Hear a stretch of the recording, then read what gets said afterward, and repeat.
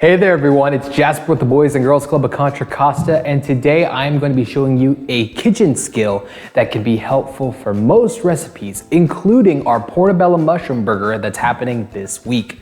We're going to be learning how to score our food. This is a method that is helpful in making flavors seep into the food and make it that much more delicious. Are you ready to learn how to make it? Let's go ahead and take a look. First off, huge reminder that anytime that we are using sharp objects or hot surfaces, it is always a great idea to have an adult help you cook in the kitchen. So for scoring food, in this case our portobello mushroom cap, we want to cut shallow diagonal lines all the way across the mushroom. And then we're going to rotate it 90 degrees so that we can get a checkerboard-like pattern when we put some more shallow diagonal lines across the mushroom again. By doing this, we are creating enough space where we can put fresh aromatics and seasonings like garlic or ginger or oils to seep in and create delicious flavors.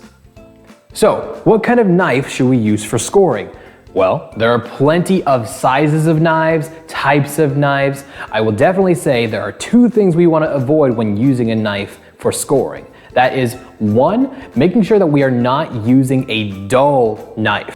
So, a dull blade is dangerous to use because it requires more pressure to cut something with, which means that if you slip, you can cause greater harm.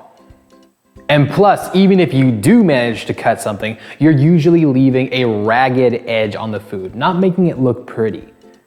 The second kind of knife that we want to avoid when using scoring techniques is to use a serrated knife. That is a knife that has teeth on the edges. These are used to saw through food. A great example is a bread knife, which has really large teeth on it, designed to cut through thick, tough bread crust.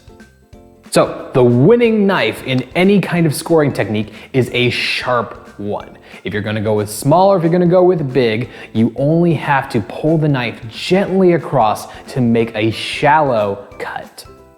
So, in the case of scoring food, you can actually score on both sides if you're gentle enough. Whether that be meat or vegetables, you can score lightly. So, don't think scoring your food makes a difference?